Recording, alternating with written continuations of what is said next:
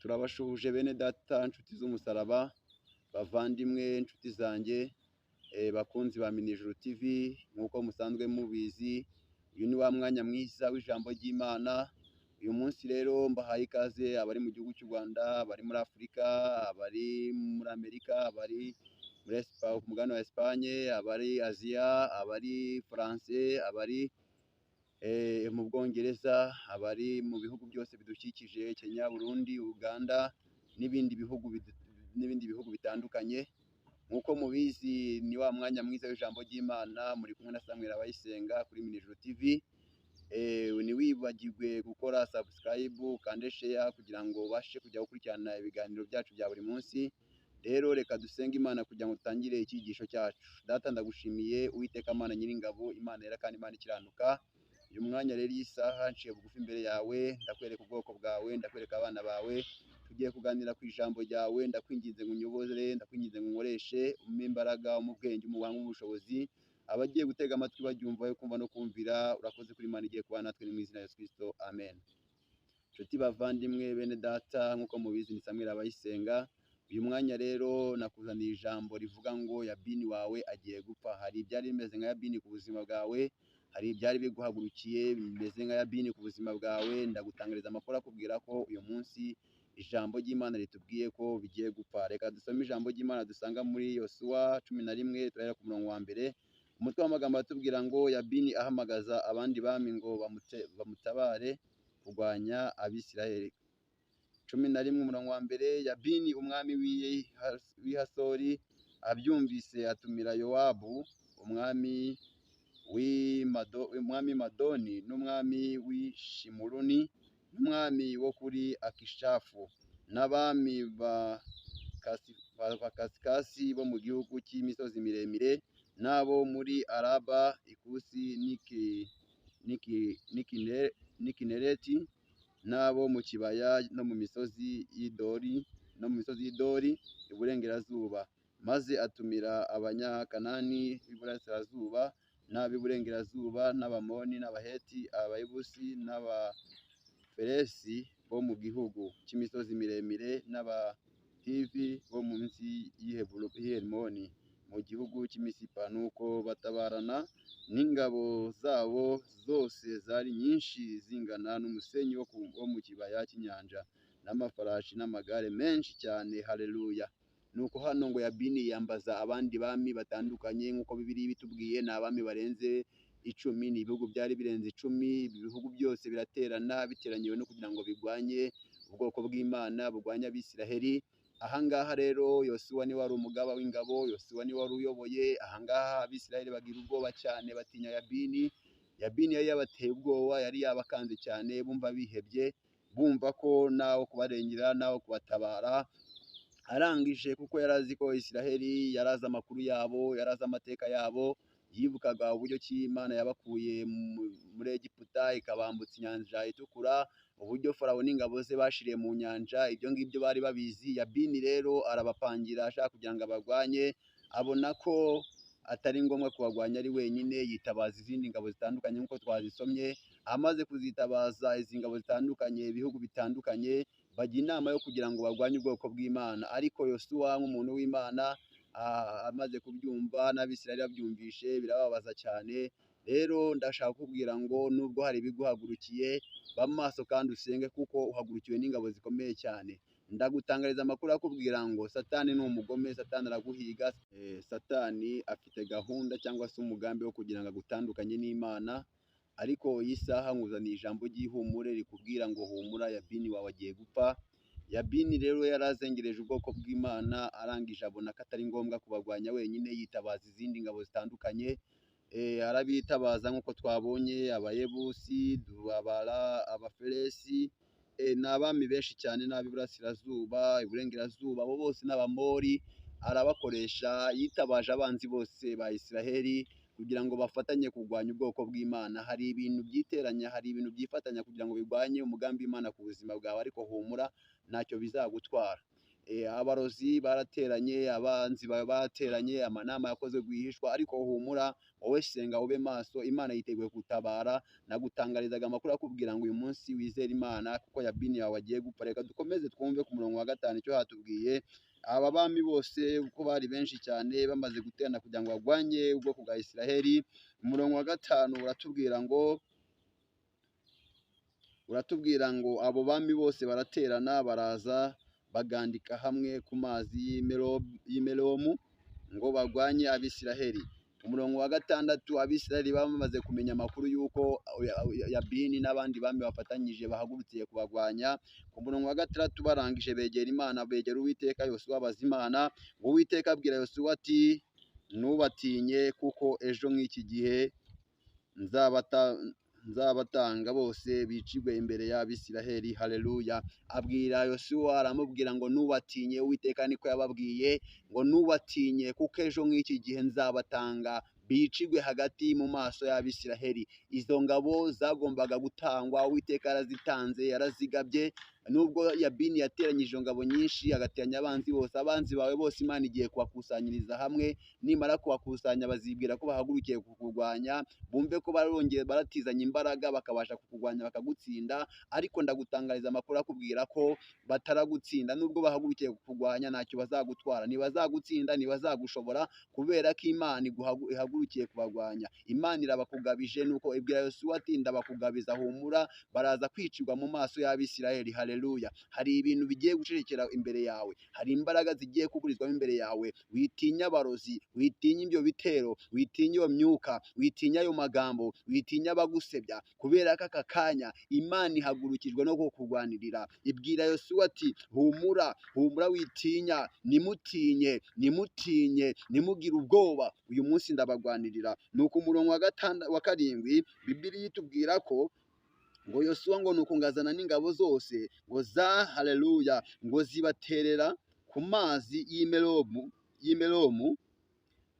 zibaguye gitumo. Yosuwa amaze kumenya amakuru yuko Uwiteka babagabiza, nuko aragenda azana ingabo ze zose. Amaze kuzizana ngo nuko babagwa gitumo. Ndashaka kukubwira ngo hari ibyari bikuzengereje ugiye kugwa gitumo, hari imbaraga zakugwanya ugiye kuzigwa gitumo, hari imyuka yakugenza ugiye kwigwa gitumo. Uhereye aka kanya ndakubwira ngo komera, ndakubwira ngo witinya, kubera ko aka kanya hari ingabo zihagurukijwe n'Uwiteka, hari imbaraga z'Imana zigiye kukugwanirira. Inyuma yawe hari ingabo, niko umuririmbyi yaririmbye ngo zishinzwe kukugwanirira. Izo ngabo zoherejwe n'Imana itazemera yuko utsindwa. Reka rero aka kanya Imana yiteguye kukongerera imbaraga. Nuko Bibiliya itubwira inkuru y'ababembe. Abo babembe bari 4, baravuga ngo nituguma aha turapfa, nituguma muri Siriya, nitujya muri Siriya turapfa, ndetse nitujya mu mugwa turapfa, kuko bari ababembe. Ngo ariko nitugende tubatere, avuga ati nitugende tugere muri Siriya, ngahari twapfa, ariko byose ni ugupfa no gupfa. Barangije baragenda, Imana ibatiza umurindi. Nuko Abisiraheli nabo, kuko Imana imaze kubatiza umurindi, Yosuwa aragenda yegeranya ingabo. Amaze kwegeranya ingabo, nuko ngo barahaguruka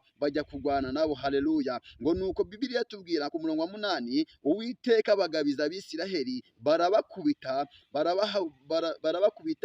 barabirukana, babageza kuri Sidoni nini. Babageza kuri Sidoni nini. Ngo Bibiliya iratubwira ngo nuko ngo barabakubita babageza kuri Sidoni nini, ngo n'Imisirefotimayimu no mu gikombe ngo cy'Imisipa iburasirazuba. Ngo barabica ntibasiga n'umwe. Ngo baragenda barabakurikira, barabagwanya, ngo babajyana ku haleluya, ngo barabaherekeza cyane, ngo barabica ntibasiga n'umwe. Nyuma yo kudasiga n'umwe, ngo nuko Yosuwa abagenza nk'uko Uwiteka yamutegetse. Uwiteka yari yamutegetse ko agomba kubagenza, ngo akabafata ndetse akabica. Ngo bamaze kubica, Yosuwa bigenza uko Uwiteka yamutegetse, ngo amafarashi yabo yaca ibitsi. Amafarashi yabo icyo yakoze yahise yaca ibitsi.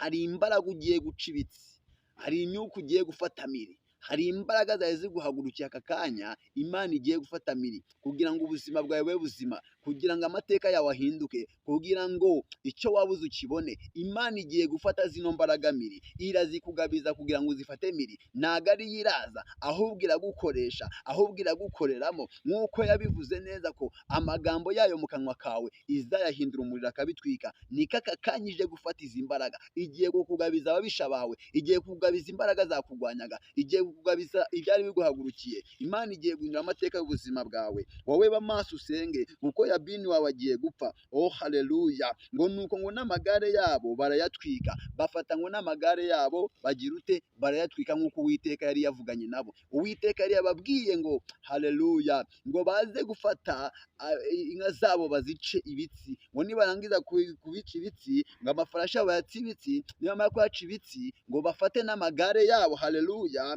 ngo bayatwike, ngo ndetse niba yatwikira habonetse hose, ngo ahubwo bayatwikire mu kibaya. Banze no kwanduza umujyi, banze kwanduza igihugu, ahubwo barabaherekeza, barabashorera, babicira mu kibaya. Bamaze kubicira mu kibaya, nuko ngo baratwika, uburyo ngo nta n'ivu ryabo ryigeze ryangiza igihugu cyabo. Ndashaka kukubwira ngo uhereye aka kanya wizere Imana, izi mbaraga zawe ziguhagurukiye. Imana yiteguye, haleluya, kuguhereza imbaraga ugafata miri imbaraga z'umwanzi Satani, haleluya. Bibiliya itubwira iki? Bibiliya itubwira ngo dore mbahaye ubutware, Luka 10:19, bwo kujya mukandagira inzoka na sikoropiyo n'imbaraga z'umwanzi zose, ngo kandi nta kintu kizagira icyo kibatwara na kimwe. Ndashaka gutangariza amakuru akubwira ngo Imana iguhaye imbaraga, ariko ikigusaba kugira ngo iguhe izi imbaraga, iragusaba gukizwa, iragusaba kwezwa, iragusaba guhindura imico n'imyitwarire. Imana irashaka kugenda uko ishaka kugenda. Yosuwa 3:5 avuga ngo mwiyeze, kuko ejo Uwiteka azakora igitangaza muri mwe. Kugira ngo Imana ikore igitangaza ku buzima bwawe, ni uko igusaba kwezwa, ni uko igusaba gukiranuka, ni uko igusaba gusaba kumenya iki gushakaho, kumenya umugambi wayo. Imana yiteguye kugira neza. Yabini wawe agiye gupfa, agiye gupfa mu izina rya Yesu. Hari imbaraga zigiye gupfa. Wari ufite kanseri, wari urwaye, hari imbaraga zigiye gukamuka mu buzima bwawe, kubera ko imbaraga z'Imana zigiye kugukoreramo. Umwuka w'Imana agiye kuba muri wowe. Ariko icyo Imana igusaba, iragusaba kwezwa, ugatungana, ugahindukira, ugakora ibyo Imana ishaka, haleluya. Ukagenda uko ishaka kugenda, ukavuga uko ishaka kuvuga, ukifata uko ishaka wifata. Ibyo ni byo Imana igushakaho. Mwene data, humura, Imana iraje kugirire neza, Imana iraje kugirire neza, Imana iraje kurengere. Ariko nari nkuzaniye amakuru akubwira ngo wigira ubwoba, witinya, kubera ko uyu munsi Yabini wawe agiye gupfa. Ariko arapfa ari uko wejejwe, arapfa ari uko wihanye, arapfa yuko wahindukiye ukava mu ngeso mbi. Imana iragukeneye, hindukira, va mu byaha, wizere Imana. Imana yiteguye kurengera, Imana yiteguye gutabara. Oh haleluya! Ni ukuri uyu munsi ndumva Imana iri muri iki, ndumva Imana imata kugira ngo nkubwire wowe wumve iri jambo ngo wezwe. Ezwa, tunganira, Imana ikuyobore, ntuterwa n'ibyaha.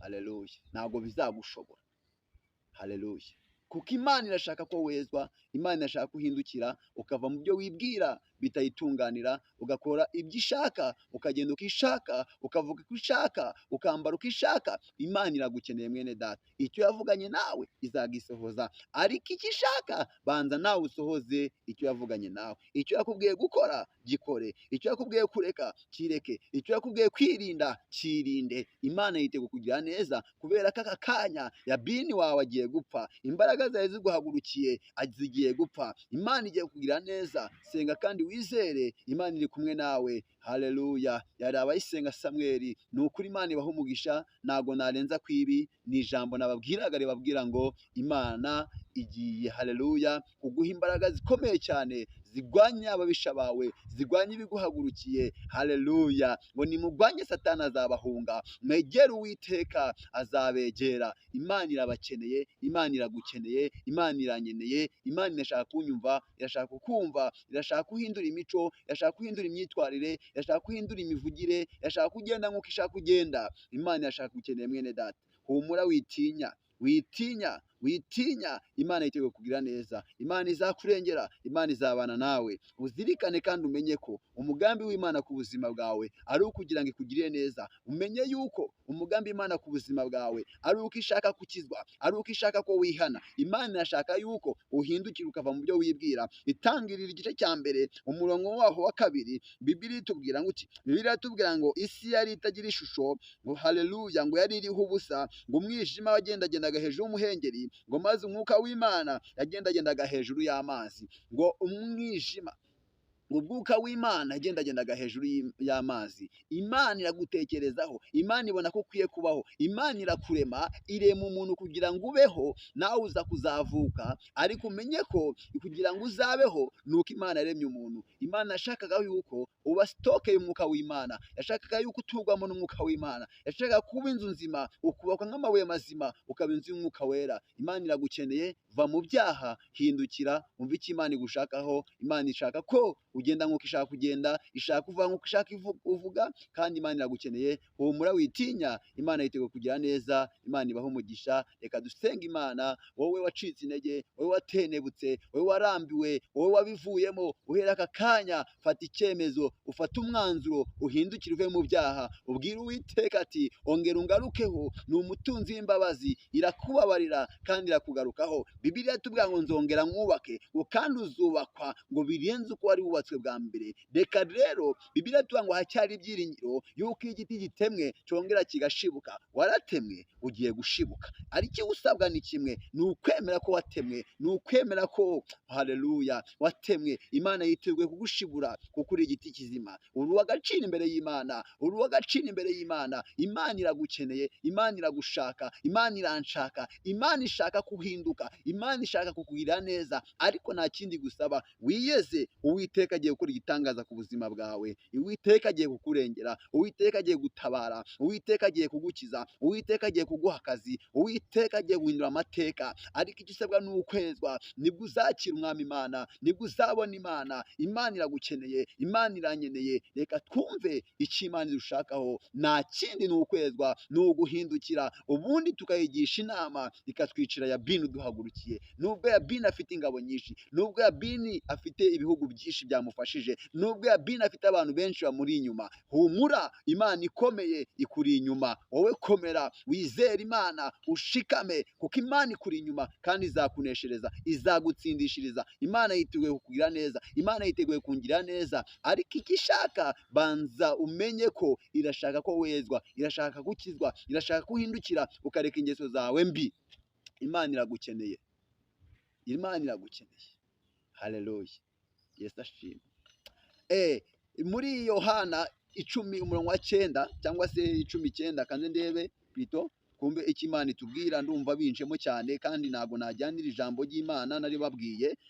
Icyo Imana imbwiye ntago ngomba kugenda nakivuze mu ijambo ryayo, ngomba kukivuga. Nta kindi Minijuru TV ibereyeho, Minijuru ibereyeho kugira ngo icyo Imana itubwira kuvuga tukivuge, icyo itubwira gukora tugikore, ibyo dusaba guhindura tubihindure. Nta kindi rero Minijuru ibereyeho. Niyo mpamvu tugomba kumva icyo Imana idushakaho. Ndabona ari 10:9 aravuga ngo ni gerembo, umuntu niyinjira muri jye azakizwa, azinjira asohoke kandi azabonamo urwuri. Yohana 10:9. Yesu arakubwira ngo ni ngerembo, umuntu niyinjira muri njye. Imana irashaka ko winjira muri yo, Yesu ashaka ko winjira muri we. Ngwino winjire mu rugo rw'Imana, ngwino winjire mu murimo w'Imana, ngwino winjire mu nshingano z'Imana, z'icyo Imana igushakaho. Haleluya. Aravuga ngo ni gerembo, umuntu niyinjira muri jye egare azakizwa. Iyo ugeze muri Yesu urakizwa, ihinduka icyaremwe gisha. Ngazinjira asohoke, uba ufite uburenganzira bukwinjiza ahantu hose, bunagusohora ahantu hose. Aho Satani yagukingiraniye, uba ufite uburenganzira buhasohoka. Aho Satani yagukingiraniye, uba ufite uburenganzira buhasohoka. Aho Satani yanze ko winjira, uba ufite uburenganzira bwo kuhinjira, kubera ko ari we rembo, ngo kandi azabonamo urwuri. Urwuri ni ifamu, urwuri ni umurima, ni ahantu bororera amatungo, ni ahantu bororera amatungo. Ariko mu rwego urimo, urwuri rw'abakazi, urwuri rwaba gukira indwara. Uwiteka aragushaka ati ni ngerembo, umuntu ninjira muri nge. Injira muri Yesu kugira ngo wakire kugirwa neza n'Imana, injira muri Yesu kugira ngo ubone neza y'Imana. Imana ibahe umugisha, Imana ibarengere, Imana ibagirire neza, Imana ibiteho kandi umve gusenga kwanyu. gusenga kwanyu yari Samweli, ariko ndagusabye hindukira, va mu byaha, va mu byo wibwira bitagenda neza, genda uko Imana ishaka kugenda, umvira ijwi ry'Imana, umvira umwuka w'Imana, korera Imana utagize ikindi witaho, korera Imana utitaye kuri mugenzi wawe. Ntabwo ari we wagutoranyije, si we waguhamagaye, si we wakuremye, ahubwo wite ku Mana yaguhamagaye. Gusa wirinde kuvuga ibidakwiye, wirinde kugenda uko bidakwiye kugenda. Hari abantu benshi batita ku bantu ariko babahemukiye. Ntabwo Imana ishaka kuhemuka, ntabwo Imana ishaka kugenda nabi ngo umuntu nakugira inama aguhugura uvuge ngo ari kukugera. Oya, emera kugirwa inama, emera guhanwa, emera guhanwa, emera guhanwa, emera guhanwa. Imana y'amahoro ibaho umugisha, Imana y'amahoro ibarengere. Yari Samweli abayisenga. Mwakoze cyane, mwakoze cyane kumva icyo Imana yashaka kuvugana namwe. Haleluya, haleluya. Imana ibaho umugisha, Imana ibagire neza. Naho ubutaha. Iyi ncano ni iyanyu, ni iyanjye, ni iyacu. Tuzakomeza tuganira, ndetse hari n'abatumirwa benshi tuzagenda tunyuzaho ibiganiro, ubuhamya. Nakubwira ngo nawe niba wumva ufite igitekerezo, niba wumva ufite ubuhamya, niba wumva ufite icyo wageza ku bwoko bw'Imana, ni karibu muri Minijuru TV. Amarembo arakinguye, ngwino uvuga Imana, uvuga icyo Imana igushyizeho. Ntabwo duheza, icyo dukeneye nuko abantu bakizwa, nuko abantu bava mu byaha, nuko abantu bahindukira bakareka ingeso zabo mbi, bakagenda uko Imana ishaka ko bagenda. Nta kindi Minijuru TV igamije kugira ngo ubwoko bw'Imana buhindukire buve mu byaha, abanyabyaha bakizwe, abari mu Mana bakomereye mu Mana, kandi tugire urukundo, dukundane nk'uko Yesu yadukunze, tubeho nk'uko intumwa zabagaho, tujye duhuza amakuru, dusangire nk'abana b'Imana. Imana y'amahoro ibaho umugisha. Iyi yari Minijuru TV. Nk'uko mubizi, ni Samweli abayisenga. Rero Imana ibaho umugisha. Haleluya. Kandi mukomeze gushyigikira umurimo w'Imana, mukomeze gusenga, mukomeze gukora share, mukomeze gukora subscribe, kugira ngo abantu b'Imana bajye bumva icyo Imana ibashakaho, uhereye ku butumwa izankoreshamo, nubwo izakoresha abatumirwa batandukanye. Nawe unkurikiye aka kanya, iyi cano ni iyawe, uburenganzira bwose urabufite, wemerewe kuza ukavuga icyo Imana yagushyizeho, yashyize ku mutima wawe. Nta kindi Minijuru ibereyeho. Hari abibaza ngo ese Minijuru ni iki? Ni minisiteri y'ijuru, nta bindi, ni minisiteri y'ijuru. Amakuru muzumva yose ni ay'ijuru, ibyo muzumva byose ibiganiro ni iby'ijuru, ubuhamya muzumva ni ubuganisha mu ijuru. Nta handi hantu, nta yindi ntego. Intego ni ukujya mu ijuru. Nkunda kumva amakuru y'umugwa uri kura hatagera ibyago, kandi umucyo n'umwana w'intama, umunsi umwe nzawinjiramo. Abazajya muri icyo gihugu bazaba bambaye imyenda yera, babikiwe ikamba ry'izahabu. Umunsi umwe nzawinjiramo. Iyi nta kindi tugamije, ni ugutegura umugeni wa Kristo, tukazajya mu ijuru, kandi tukiri mu isi tukagubwa neza, tukabona icyo imitima yacu ishaka, Imana ikatugira neza. Haleluya. Dawidi abivuga neza, avuga ijambo rikomeye cyane ngo nabaho sindabona umukiranutsi yishwe n'inzara cyangwa ibyago bisabiriza ibyo kurya. Mwene data, reka tugire urukundo, reka dukundane, reka dushyigikirane, reka dufashanye. Ni ukuri, niba hari icyo ufite wafashisha undi umufasha, niba hari uburyo ufite ufasha abandi, abakomeye mufasha abadakomeye, kandi dusengerane, dusengere igihugu, dusengere isi muri rusange. Ni ukuri, nabasaba, nabibasaba, ni ukuri, uyu munsi nibwo mbonye uburyo bwo kubivugaho. Imana y'amahoro ibashigikire kandi ibashoboze, tugende uko Imana ishaka ko tugenda. Amen. Reka dusenge Imana. Data, ndagushimiye, ndaguhimbaje, mushimiye neza n'urukundo rwawe, mushimiye ko wabanye nanjye muri uyu mwanya wo gutanga ijambo ryawe. Navuze ko Yabini wabo agiye gupfa, reka ushoboze ubikore nk'Imana. Uwizerera ijambo wese byari bimuhagurukiye mugenza, ubimugwanyirize, kandi utange gukiza, ukiza abana bawe, urengere abana bawe, utabara abana bawe. Data, utanga agakiza, utanga ubumenyi, utanga ubuhanga n'ubushishozi. Buri muntu wese icyifuzo afite ugisubize nk'Imana. Ganza kandi utegeke. Ndagushimiye ko mvishe gusenga no kwinginga kwanjye. Bana na buri umwe wese, senge buri muntu wese uzakurikirana ubu butumwa, uzakurikirana iyi cano, uzamugire neza, uzamurengere, uzamutabare. Urakoze kuri Imana wumvishe gusenga, bisabye nizeye Imana Data n'Umwana n'Umwuka Wera, mu izina rya Yesu Kristo umukiza wacu wakoze, amen. Murakoze, Imana ibahe umugisha.